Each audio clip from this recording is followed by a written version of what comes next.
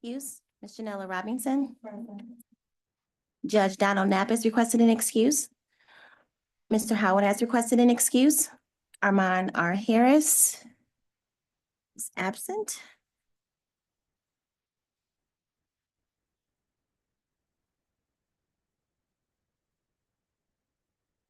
Wow.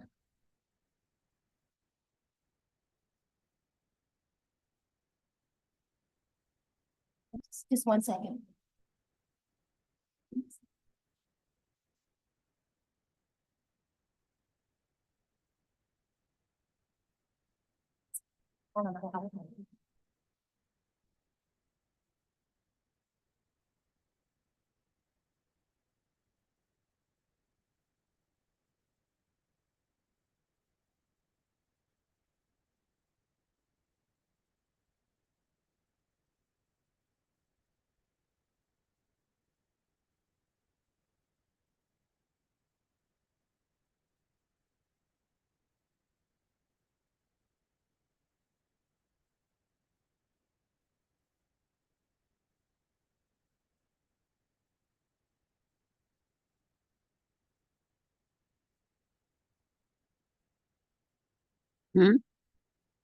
Oh, okay.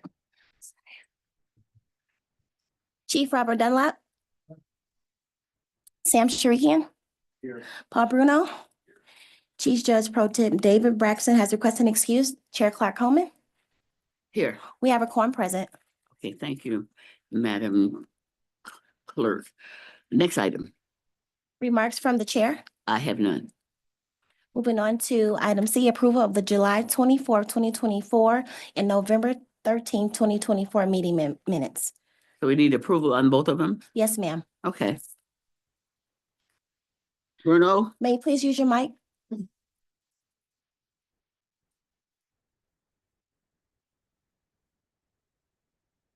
So moved. Second. Okay. Been properly moved and supported by, and this is for both of them, right? Yes. Okay.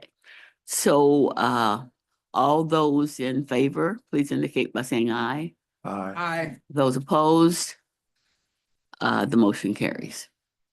Next item. Item D, unfinished business. There is one listed. Moving to item E1, community corrections new overview. Okay, all right. Is that what this is? Yes, sure. Okay. Yes. Good afternoon, everyone. Lester Thomas, to the chair, Lester Thomas, Administrator for Adult Community Corrections. I believe you all have a packet, not a package, actually, the overview. It's a printout of the PowerPoint. I think at the last minute, we talked about the utilization. So after which we actually did an overview, kind of like an overall of community corrections. And this is the result. Included in this overhaul was myself, along with our transition director, Ms. Ebony McCann, and our deputy director, Harolyn Nemo. So it's a lot of information here, so I'm going to try and actually summarize it, and then if there's any additional questions, I'll be happy to answer them. I also actually, I know this is kind of small print, but I actually emailed it also to each one of you. So this overview actually includes what is called a logic model. It has input, activities, outputs, outcomes, and basically the goal of the logic model basically is to provide us a clear model, a clear vision, and how do we achieve the goals that we set for. Then it includes a SWOT analysis, which is our strengths, weaknesses, opportunities, and threats. And that provides us the framework. So you have the framework in place with the SWOT analysis, and you have the logic model, which gives us a clear vision. And then you have towards the end, you have metrics. You have the key performance measures as well as the key performance indicators. That's really critical because one of the things we learned is how do we actually make sure that we are doing what we're supposed to do? So we have we have a qualitative specialist now who will be working directly with us to make sure that these things are being met. We'll meet at a minimum quarterly, and he will be able to provide us charts and data that suggest are we meeting our utilization goals? Are the vendors meeting the goals that's been specified? Additionally, Is this the team that, I'm gonna get on that next. oh, so, but It's that's two. not who you're talking about? No, Oh, okay, go ahead. no. So the qualitative specialist helps us with the data. He'll be able to provide pie charts and data so we can actually see what's working, then talk with the vendors and our staffing. Another thing is that a lot of times we ask the vendors for their key performance measures or key performance indicators. Well, our qualitative specialists will actually be able to help them and partner with them to make sure that we are actually on the same page. And as a result of that, we've started implementing data to the qualitative specialist. And hopefully at our next CCA board meeting, we'll actually have data, hard data, so we can look at as a team and look at, and I can tell you exactly where we're at. And lastly, another result is one of our staff has actually started at a minimum going to court,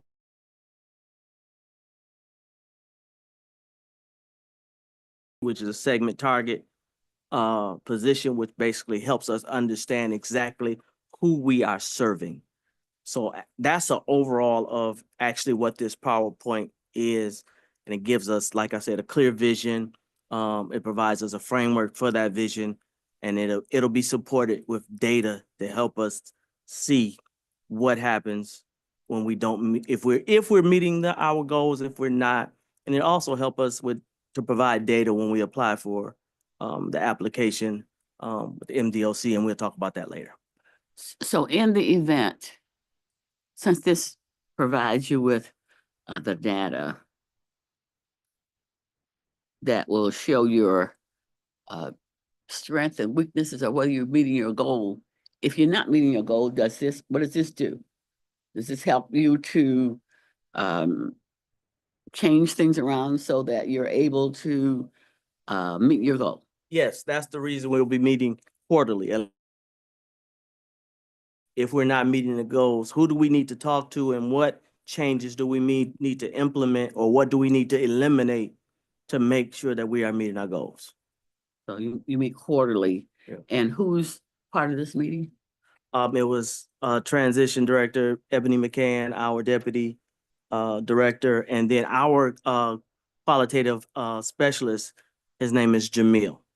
And is that a county person? Yes, they're all Wayne County. All work for HHDS. Okay, okay, all right, okay. So- Which, to this point, at this point, are there any questions that you would like to, or comments you'd like to make at this time? Sure, go ahead. Thomas, you indicated that the personnel are visiting the courtrooms.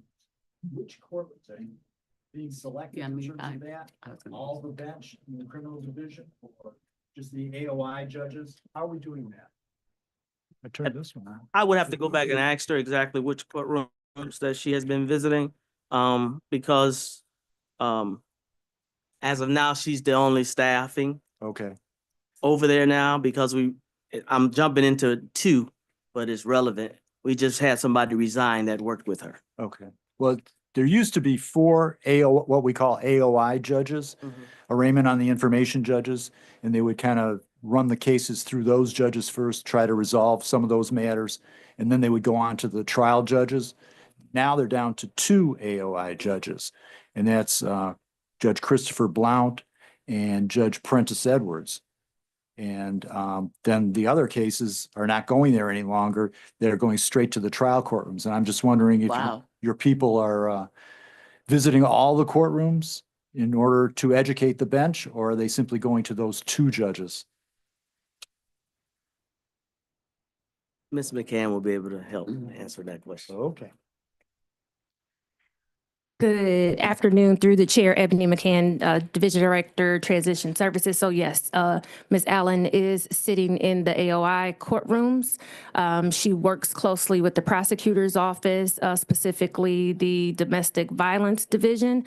The staff person that Mr. Thomas referenced, he was responsible for reviewing the jail management system that is controlled by the sheriff's office and reviewing or identifying potential eligible inmates for our programs.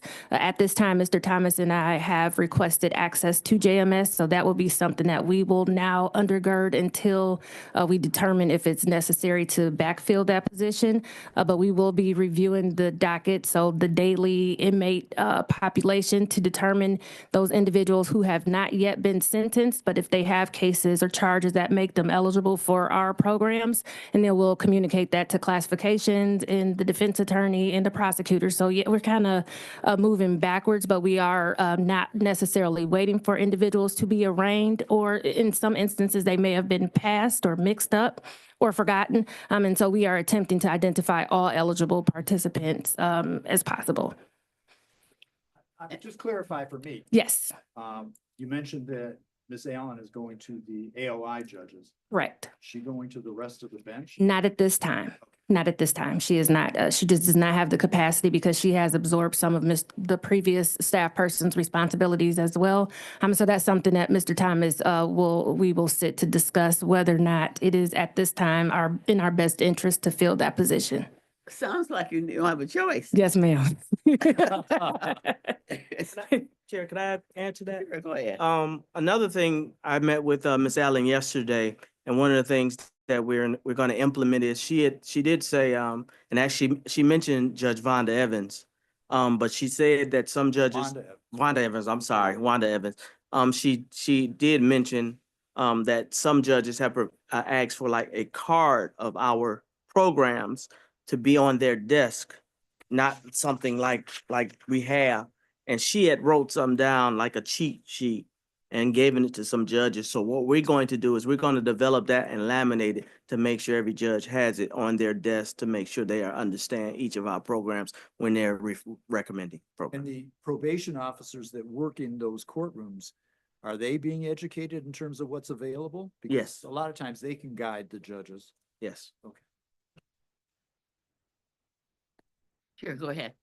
I can speak to the question about the probation department. So our agents have in the past participated in meetings with community corrections. Did I push the wrong one? Okay, sorry. In the past, they've had sessions with community corrections that gave overviews and updates on programs, referral processes, and things of that nature. I know we're looking forward to that again in 2025. But we do know as the fiscal year changes and programs come on board and different ones leave, that will be an ongoing process. So at least annually, and I believe Mr. Thomas and Ms. McCann are looking forward to being able to relaunch that. But what we do in the interim is we have sessions every Friday, the third Friday of every month with our staff to educate them on programs and services that are available in Wayne County. So again, we'll open up the opportunity to Mr. Thomas and Ms. McCann to come back soon, Mr. Thomas, to be able to present to our staff on the totality of programs, the referral process, and it includes those agents who work directly with the bench, who are in the courtrooms, but it also includes those agents who work in our 6 district offices across the county. Okay. Does that take care of you? Okay. Are there any other concerns or questions from members at this point? Okay. All right. Are you done? With item 1. Okay. All right. Well, moving right along. Moving on to item 2, staffing update. Oh, that's the one. Yes, that's the one I began to touch on. We recently had one of our staff come back to work. It's been about, I believe, 2 to 3 weeks. He's back. But simultaneously, we had one of our staff that's in the jail resign. Now, these staff members, what are they called? The one that came back is a program manager. Actually, both of them are program managers. Program managers. Yes. And their scope? What they do? Yeah. The one that just came back, he handles the contact with our vendors, doing the audits, doing the visitations, doing the billing, those things. The one that's in the jail was doing the, working with classification and others to make sure that we were not missing people, defining who was eligible for our programs and then making sure we were not missing anybody that was eligible for the program. Mm-hmm. Mm-hmm. So, and is that what you're saying, that you're in the process of trying to decide whether or not you need to replace them Yes, we. with only 2 people? Yeah, we're gonna work in conjunction with HR to actually look at the scope. Actually, we have to at least look at it to see if they could be if that job description can be incorporated into us, or do we need to really consider refilling that position?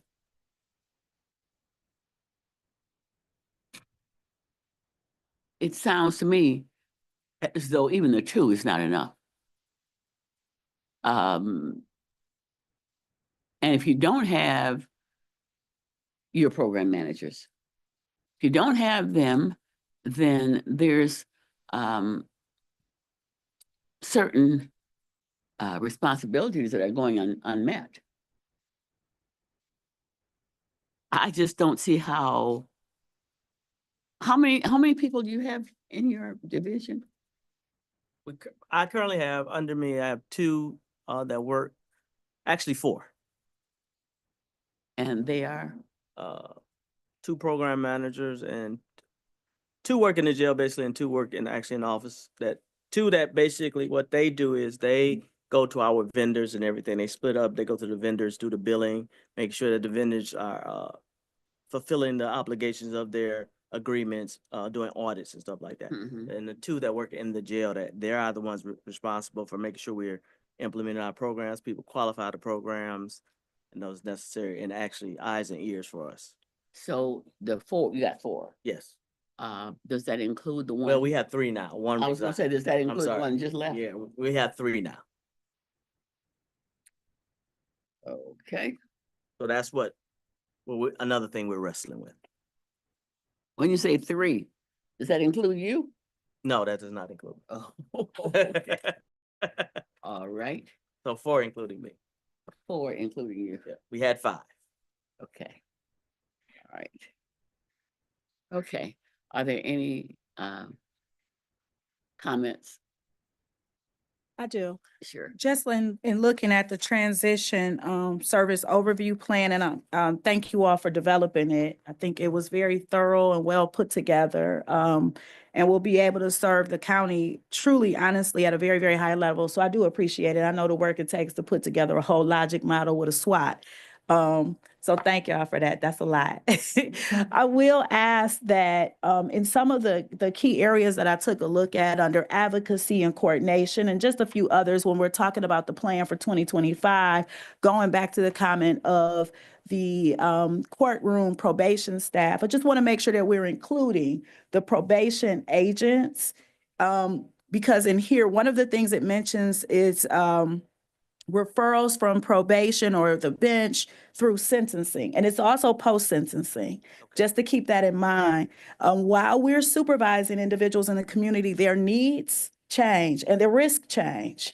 And so we have a responsibility to address both those risks and those needs by referring individuals to the bench and asking for additional programs and services to be ordered to help that person progress along. So I just want to make sure that it doesn't stop just at sentencing. It continues throughout, and we're doing that through the duration of the person being successful. So just to make sure that in some kind of way, we're noting that that's a continuation of work that doesn't stop at sentencing, and that the agents are a part of the 2025 plan of making sure that services are identified for this body. As you all know, and Ebony knows, I'll send over requests based off feedback from staff for different programs and services. So for example, we just had a conversation about handgun intervention and prevention programming because the bench has been making a lot of recommendations for that.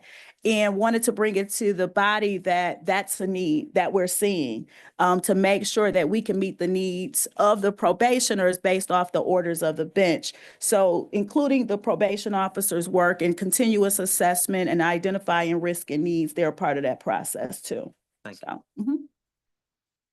And just so you all know, the staffing is actually on the fourth page, I think. Yeah. And Mr. Cadez is the one who recently resigned, so he's no longer with us.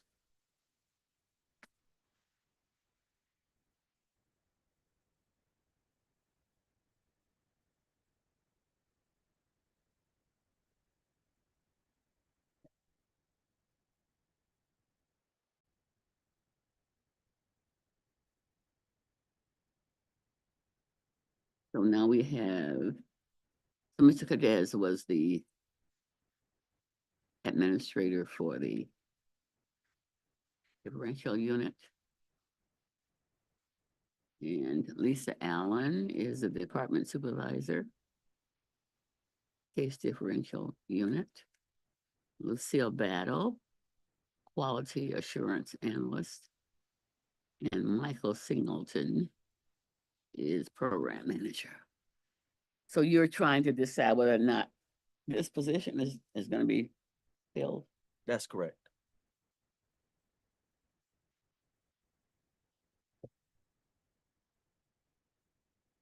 Any other comments?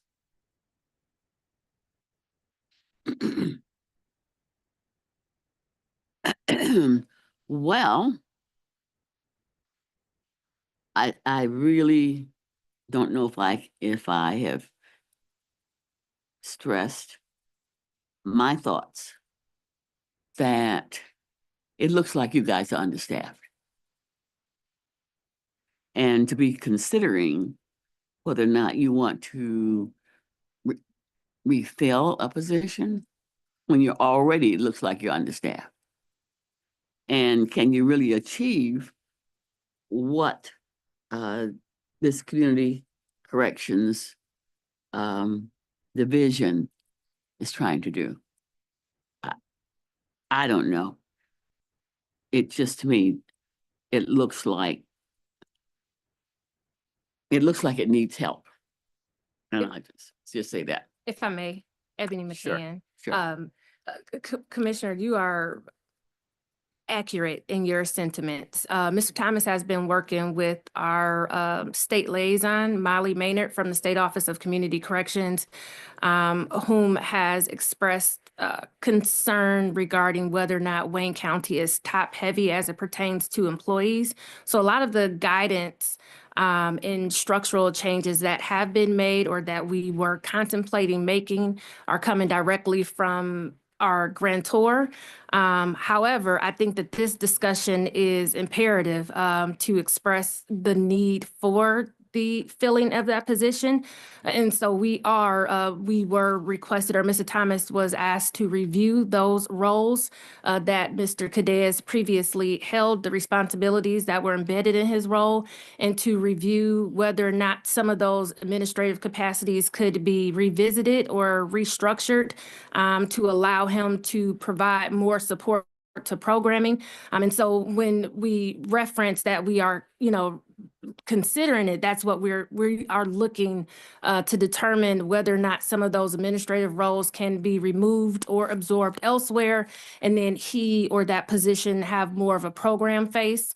So it is in the works, but I think that this is a great time, and I don't want to step on Mr. Thomas' toes because I like to talk.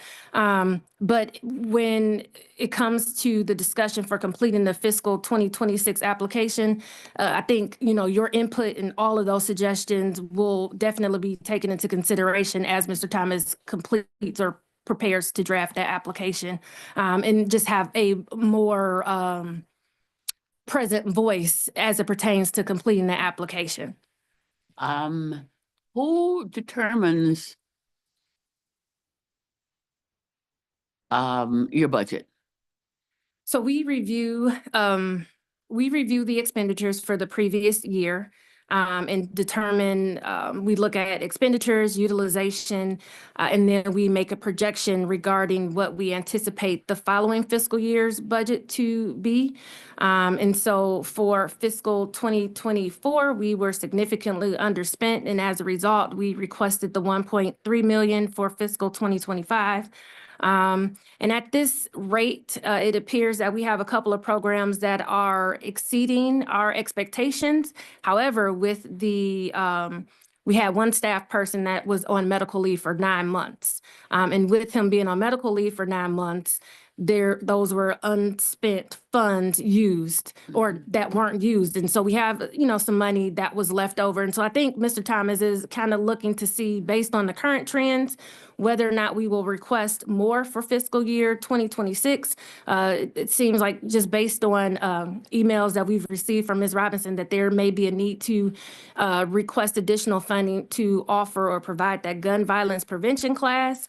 But I think that this logic model will serve as a foundation for us to see how we move forward, how we make our presence known in a courtroom. And I can attest that Mr. Thomas and his few team members have been at the Third Circuit Court and have been engaging with the bench, specifically the prosecutor's office, just kind of getting them on board with what it is that we offer. And then he's in constant contact with Jackie Draheim as well, who provides oversight for the MDOC agents who are embedded in the courtroom. So I think we understood that this new shift would require a lot of work. And I am confident that, the team is doing the work, but to your point, Commissioner, we may need to bring we need to strongly consider filling this position a lot sooner than later. And I guess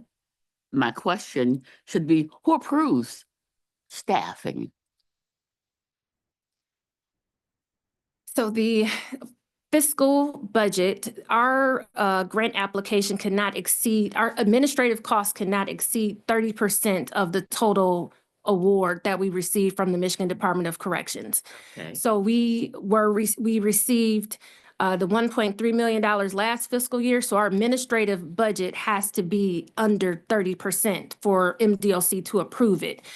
So while we can suggest additional staff persons, if our utilization for programming does not show or doesn't identify a need for us to have more staff persons, then we can't bring on those additional people. And so we did. There was at one point prior to the pandemic, we had 9 community correction staff.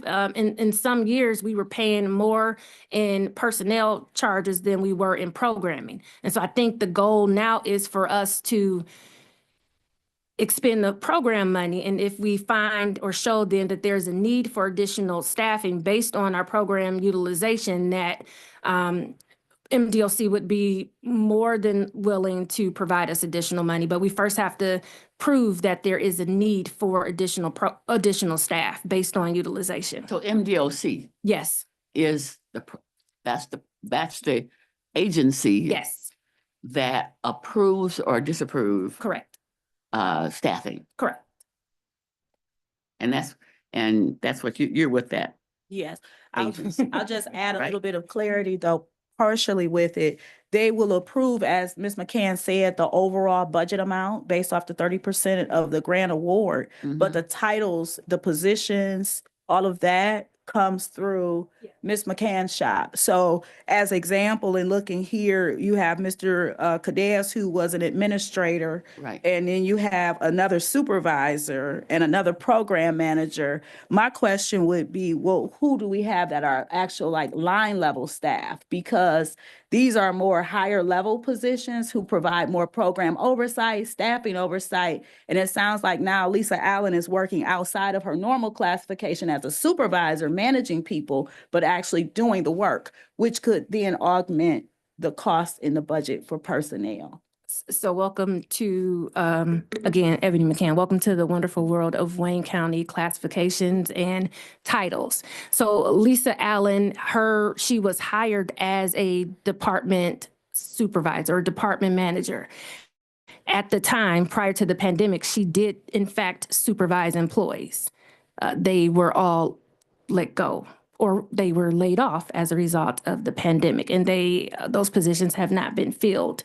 And so she right now is the only staff person that works in the court as it pertains to Mr. Singleton, whose title is in fact program manager. He does manage programs, but Ms. Battle, in addition to being our quality assurance analyst, she also oversees programs as well. And so I guess those two individuals will technically be considered our line staff persons. They are responsible for ensuring that the vendors are in compliance with their contractual obligations.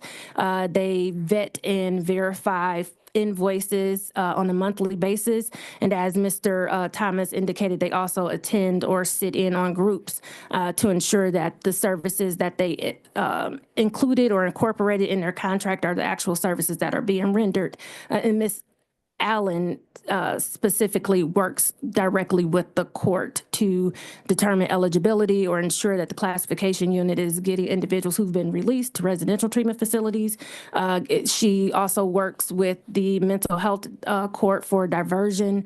And so she technically is a supervisor, but she at this time she does not have anyone to supervise. But the county is at this time in an overhaul of titles to ensure that they are in alignment with the actual work that is being done, and that's being led or spearheaded by our PHR.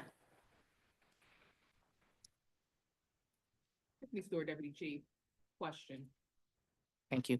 Quick question. Are these full-time employees with fringes that you have? Because I was curious if you need additional personnel, is it appropriate or allowed within the parameters of the agency to hire task employees who don't get fringes and maybe they don't work full-time but part-time in order to gain additional bodies in order to assist with the cost? So the positions that are held by Lucille Battle, Michael Singleton, Lisa Allen, those are all full-time county employees. The vacant position was a SIMHA employee, in which SIMHA, I believe, pays their fringe benefits, but they work under us. So it was that was not a county position. And so there, I guess, then to your question, there may be a little wiggle room as to whether or not that is an actual full-time position or not. But again, that's after we review the roles and responsibilities. We can send the job description, the roles and responsibilities if you think that they need to be modified. I mean, that's the purpose of the board. So we'll definitely include you in that discussion. Okay, thank you. Like I said, I was curious because oftentimes when you have these part-time positions, these task positions, you can get maybe two, depending on the rate of pay for your full position. You can get two more employees in for that one salary, and then that's two more additional employees you all have in order to meet the goals. Yeah, I think that's something we can consider. Yeah, I'm just concerned that we've got administrators and very few workers. That and just from just looking at it from afar, it just appears that people are doing more than program management. They're being utilized in other areas, and then the program management function is falling by the wayside. Point taken, understood, and we'll definitely look into that to make sure that program managers are in fact managing programs. Madam Chair. Yes, ma'am. Just one suggestion and consideration, and I don't know if it's something that the county can do or not, but two roles potentially is looking at our universities and seeing if there's possible, even college students that could be able to do some level of work as interns. And then the other thought too, I was thinking about was AmeriCorps Vista, because sometimes organizations, agencies will bring them in and it gives them that learning experience. But again, they're considered more part-time. They don't have to do the fringe benefit, the full benefits package, but have the ability because of their skills and experience in school and even after they come in as AmeriCorps Vistas after graduation. That may be something, if it's permissible, through the county to consider. through the county or the state. But yeah, we could definitely, yeah. Yeah, yes.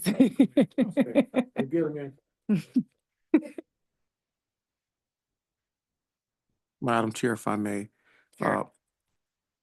The comment I was making, we have the same issue in the sheriff's office. We have quite a few open positions and we have supervisors that are working in roles below their rank.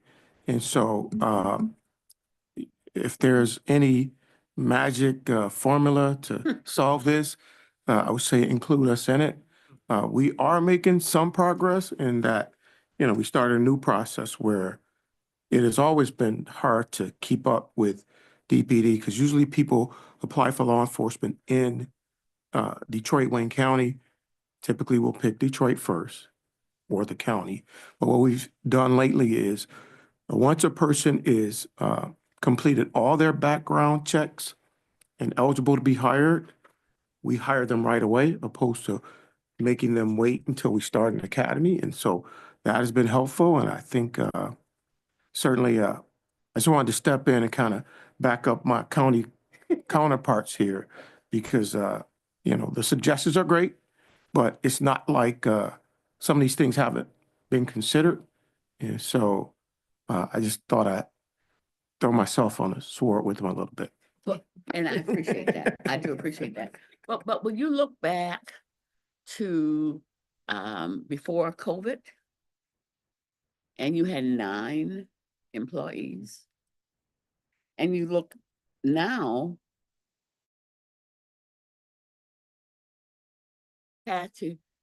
we must not be doing, and I'm trying to be very careful in how I say this. There are some needs that are not being met. You cannot cut half your staff and then have your programs still work. So, and great, it's nice to think that we could use interns, but an intern, although they can do some grunt work, cannot replace seasoned or employees who will be there for a while, be there for a long run, because interns come and go. And you need to be in a position to have people stay there and be permanent before you can achieve your goals. So, and that's why I just wondered, who's making the decisions about staffing? Because if you just lost a critical position and you're saying that we are trying to decide whether or not you're going to replace them and you're already down half or 50%.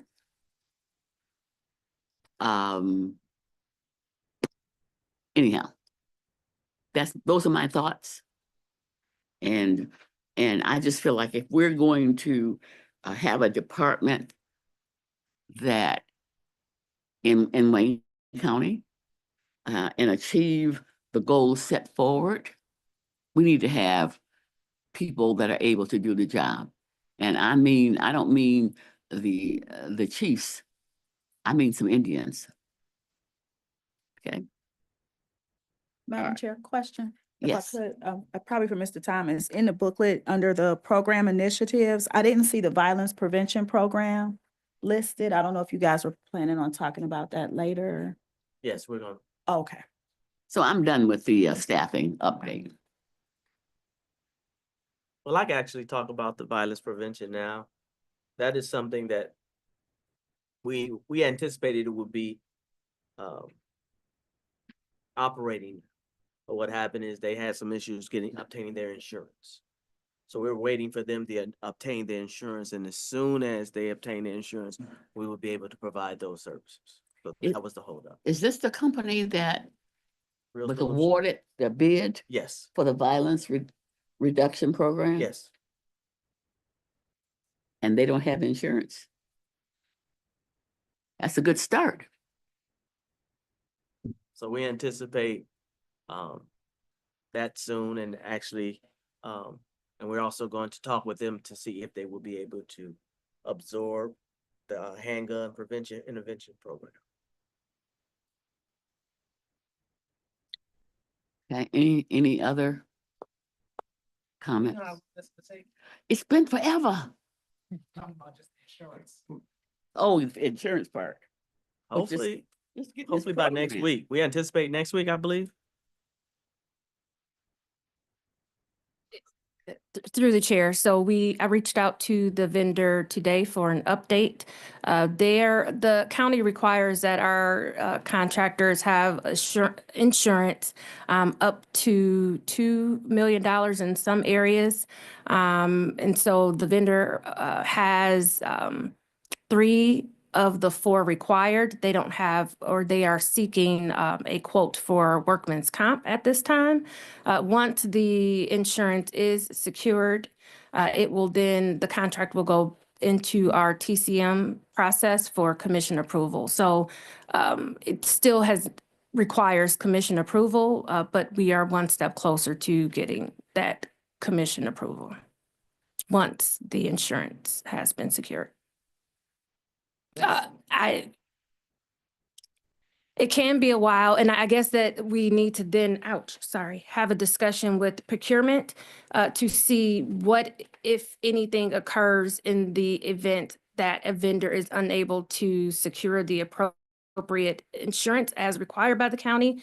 Does it then default? And I guess that is a discussion, a larger discussion for us to have with procurement, because to Commissioner Clark Coleman's point, this has been a while and we have been waiting for them to secure the appropriate insurances. And so that's a discussion that I will take to my leadership to see what, if anything, happens in the event that a vendor is unable to secure it in a timely fashion, because this would then be untimely.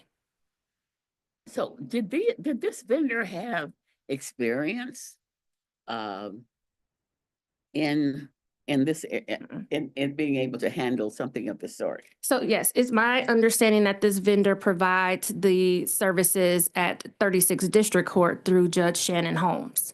And so they have worked and have provided the services, but this is their first time being a Wayne County vendor. And it appears that our procurement process and expectations differ.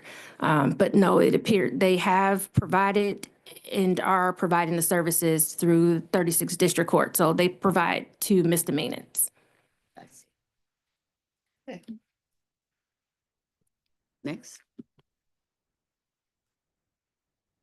We're moving on to item 3, discussion of the new due date and procedure for submittal of the Michigan Department of Corrections application. Okay, well, Lester Thomas again. This hopefully is some good news. Thank you. The application date was originally scheduled for May 1st. It has been adjourned to June 1st. The reasoning is I met with our liaison, Molly Maynard, last week in Ann Arbor. And they're trying to implement electronic filing now. So in short, the application will go from a month from us trying to actually process it to 2 to 3 hours. So they are really trying to get that. We actually went through a rough draft at the training to see what it's like, and it cuts out a lot of the redundancy and different things, and it's got to drop down. So it's very simplistic compared to what we're doing now. So they are just waiting for it actually to get approved. So they extended the date. So we get it approved. That will be some great news, because it will free up significant time for us to really be working instead of working on this application, because we have to do it because that's our funding. Yeah. But we anticipate them giving us another month deadline, and it should be electronic. So You think that'll be up and running by that time? that's the goal. And I was told that they will let us know if it changes.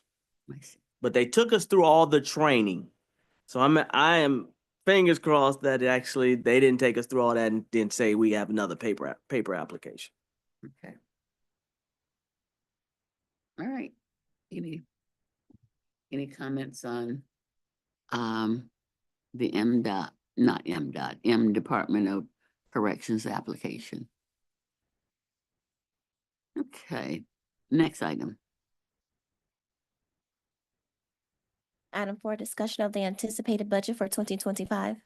Again, Lester Thomas, this coincides with actually 3, when we met last week, Ms. Maynard actually asked us, do we have an idea of what we would be asking for? And I told her most definitely we would not ask for less money. The goal would be to ask for more money. That is why I believe what we went over, the first item, the logic model and the data will be critical to be able to present and say that actually we need more money for programming and or staffing. So that's why I'm excited about this, the overview, because if it works, if we obtain the goals that we really want, we'll have the data to support more monies from the Michigan Department of Corrections. So that's what, but I did tell them at a minimum, we will be asking for at least what you provided fiscal year 2025. Doesn't mean you're gonna get it, right? Doesn't mean we're gonna get it, but I made it crystal clear. They actually made suggestion. It was a suggestion that we eliminate a program, and I was just like, no, we're not doing that. Eliminate programs. Yeah, yes. It was. Wow. It was, and no, we're not doing Which one? it. DDJR, I believe, yeah, and that will leave us without a substance use program. So we can eliminate it if we wanted to. What does that stand for? What, the initials you just gave out? Drunk driving. Oh, no, we need that. Yeah, their position is, Oh, my God. it's old. And it started with MAD. And because what I learned in the training, it was with other counties. And they may be doing other things that we're not doing necessarily. But just because they're doing other things doesn't mean what we're doing is wrong. We are actually, and that's the STP, we're servicing our population. And that's the argument that I continue to give them. We have to provide the services that's best for Wayne County, Absolutely. not another county. So that's been the argument. I'm going to stand on that and let them know. So I immediately said, no, we're not doing that. So I just wanted to give you an idea what They're looking at, huh? what they see. Segment target position is that's when you help that helps us understand our market, who we're servicing. That's the goal of that. One more question. Yeah. You guys, so the comprehensive plan is still based off of the Compass Risk and Needs Assessment for Wayne County? It's included. Okay. Yeah. So it looks at wherever the higher needs, the medium and the higher needs are of the population in Wayne County to determine what services? Yes. Okay. And I'm sorry, I want to just mention 2 items before I forget. We have 2 vacancies for this board. We need someone from communication and media, as well as workforce development. So if you know somebody that may be interested, you can forward me their information and or resume. I have spoken to 2 people and I'm waiting for them to get back. But Could you repeat the 2, please? Communication and media or workforce development. Paul Bruno for the prosecutor's office. Can I follow that up through the chair? Sure, absolutely, with a absolutely. Question, please. Would this media opening apply to college newspaper, for instance? It may. I'll have to look at the description. I can get back with you on that. Okay, I know a student who probably would be interested in that, but the student goes to Oberlin College in Ohio. So. Oh, no, that's not, no, that's not gonna work. Nah. Yeah. Cause they have to attend these meetings, so. Yeah, right. So, yeah, I don't know how that schedule would work, but nothing seems to work when Yeah, well, and that is one position that Good we idea. have had a lot of problems. I don't know if we've had anyone since I've been on this board. I don't think we've ever had anyone from the media. Well, I spoke with someone, recently, he has his own, public relation firms and he works with the media. See if he would be interested. He's actually, before he sent me his resume, he told me he would look to make sure he can meet the obligations. So I have spoken with somebody from communication media. I hope so. Have you reached out to people, excuse me, Samuel Chirikian? Have you reached out to people that we see doing commentaries locally, like Chuck Stokes and people like that? You think that they're gonna? Well, no, I mean, they Never know. might have some Unless you- kindness in their heart. They're willing to unless you spend a can few get- hours with us. Well, Hey. so who retired? Huel Perkins, or maybe you can get one of these people who have retired, Yeah. who would like to donate their time and effort. Yeah, And as we talk about those, I just wanted you all to put these dates on your calendars. Our next meetings, we have June 11th, September 10th, and December 10th.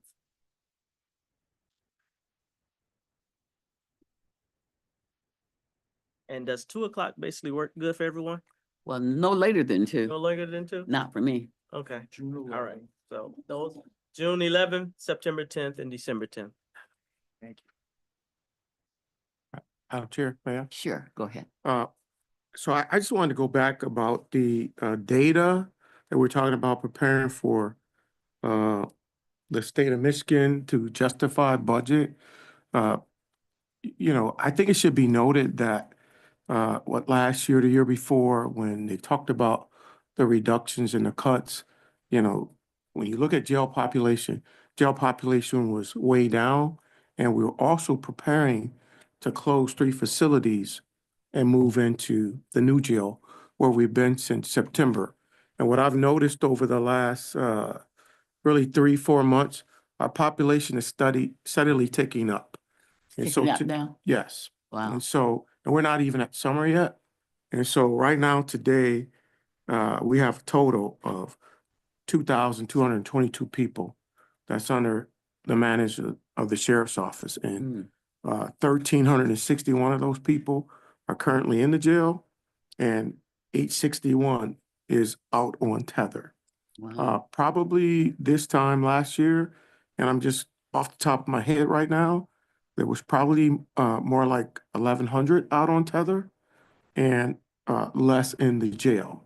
And so I put that out there to say that based on the trend that I'm seeing, I think for certain that the jail population is probably going to be somewhere, the average daily population in the neighborhood of 1,450 to 1,600 in the jail, and probably an average of about 800 on tether.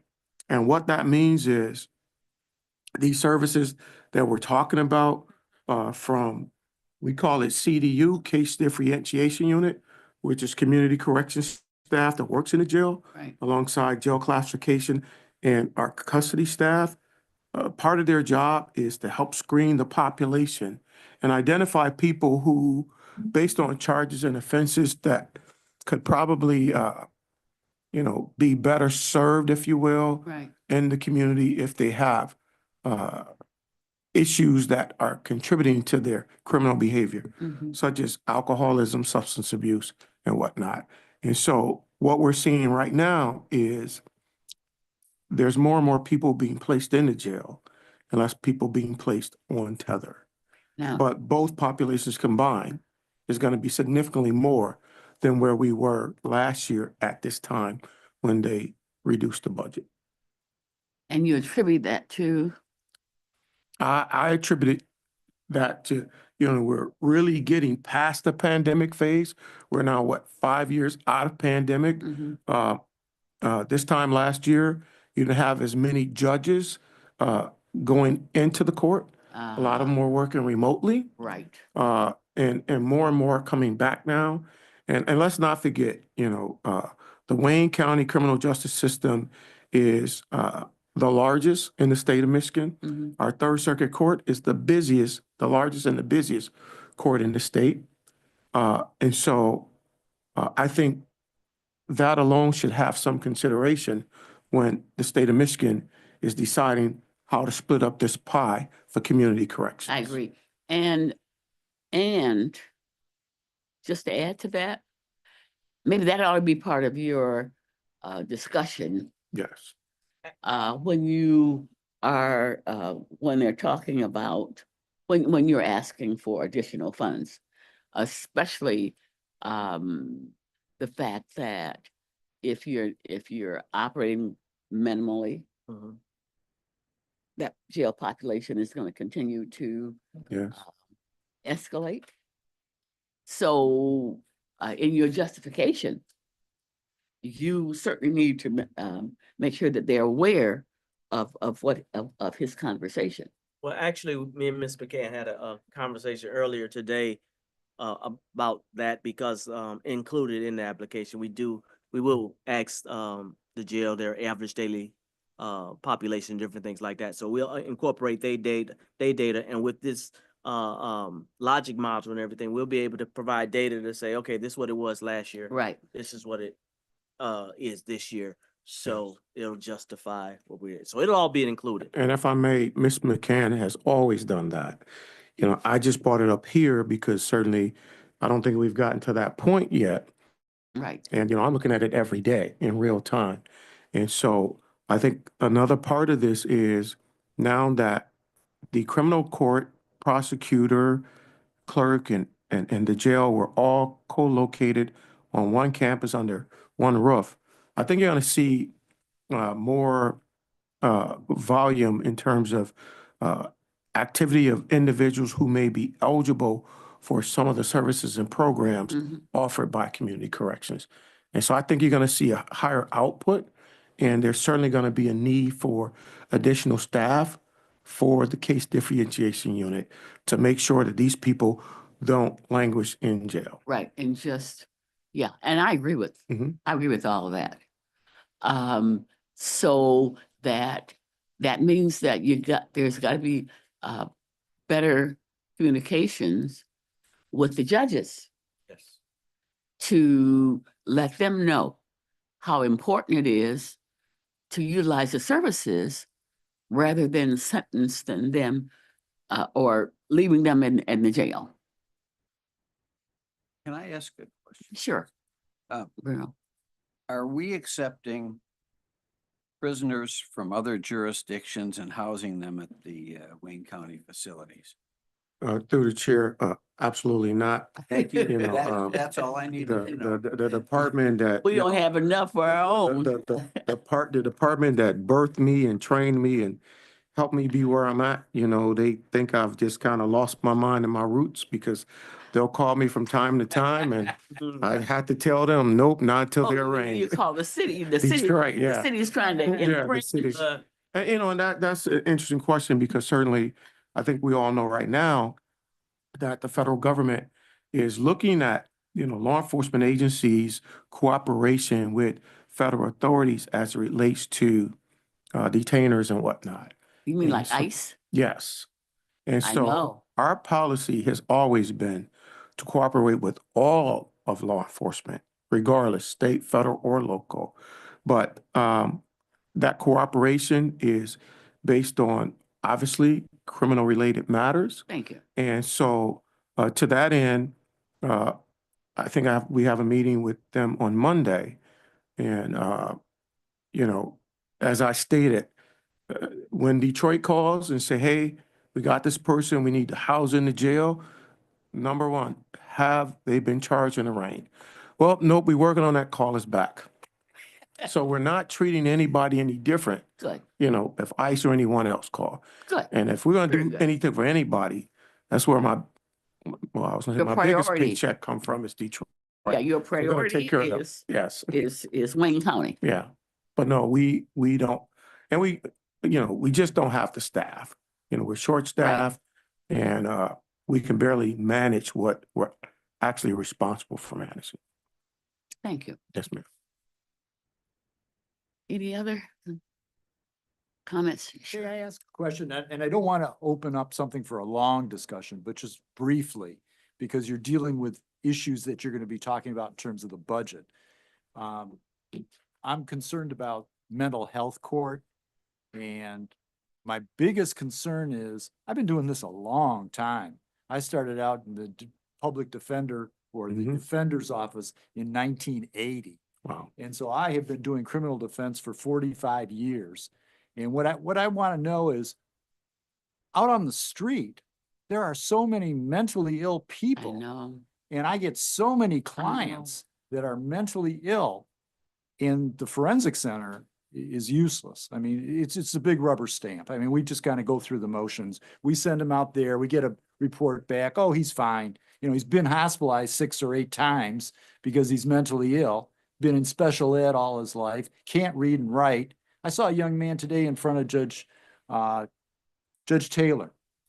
I had a preliminary exam in front of Judge Taylor today, and before they called my case, they brought a young man in there on a misdemeanor. This young man was homeless, living on the street, broke into a church. They found him sleeping on the floor in the church. Wow.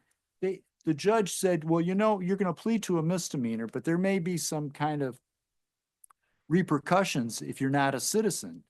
Do you know if you're a citizen? He didn't know if he was a citizen. You know what citizen? And then he finally they got through to him and he said, yeah, I was born in Detroit. He didn't know he was a citizen of the United States of America, having been born in Detroit. So it's an epidemic Yeah, it in is. terms of mental illness. It is. Substance abuse, alcohol abuse, and mental illness. And we're not doing enough. I mean, I don't know how much funding is going toward mental health court, but we need to expand that, broaden that, so that we can start to address some of those issues. Thank you. Thank you for your time. I appreciate that comment, because you're right, that is crucial. That is an area where our Wayne County Sheriff's Department are dealing with. They're housing mentally ill patients Sure. when they should not be. But that's what's going on. Yes, ma'am, Chief? if I may. So we do have a process in our jail where we screen every individual that come in, and you're absolutely right. We're seeing more and more people come to jail with mental health issues, probably greater than I've seen ever before. And, you know, now that we're under one, roof, I walk to jail at least 2 or 3 times a week, and it's just amazing how many people that we interact with who really shouldn't be there. I have 2 Right. individuals now that are waiting on beds at the forensic center, and the forensic center is so backed up. And they go based on charge severity. And I have one individual who just really shouldn't be there. I talk to him probably once a week. He filed grievances, and we're just really housing him till they find a bed. And so what we are doing is we meet once a month with the forensic center, Dr. Todd Moore, and we go through the list. I have about 42 people right now that's waiting on beds. And so I meet with Dr. Todd Moore because there's always more being added. And the purpose of that meeting is to get a status update on bed availability, because they're a problem for the jail as well. They're driving the biggest bulk of the work that we do every day. We're also seeing now more and more inmates that are representing themselves, and we're getting court orders. We could be here another 5 hours if we go down the mental health track, but we do have some things in place where we still work remotely with DWIN. We identify individuals who may be eligible for maybe an administrative jail release based on a mental health issue. If the courts approve it, we screen them. We contact Detroit Wayne Integrated Health Network for them to identify whether or not they're registered mental health consumers, and if not, get them registered and identify a place for them to go. And that is ongoing every day. We have what is called a top 25 list. The top 25 is the top 25 individuals who've been to jail more than anyone else in the history of the jail's current population. And, you know, we know some of them by name. And so I don't know if that's something that community corrections can maybe focus in on to see how can we, as an advisory board, work more in the space of how do we assist the jail and the local police departments. But I think if we had the answer to that, we probably wouldn't be sitting at this Right, table. you're right. Thank you. Any other comments?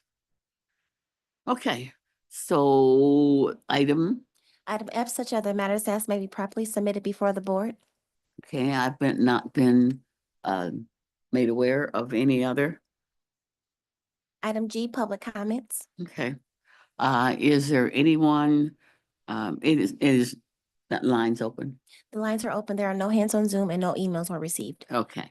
So if there's anyone who would like to make a comment at this time, if they're on Zoom or on the phone, please do so. This is the time for public comments. If you're on Zoom or on the phone and would like to make a comment at this meeting, please speak up. Final call for public comment. Your last chance to speak up if you're on Zoom or on the phone or in the chamber. Please make yourself known. Public comment period is over. Next item, item H, adjournment. Okay.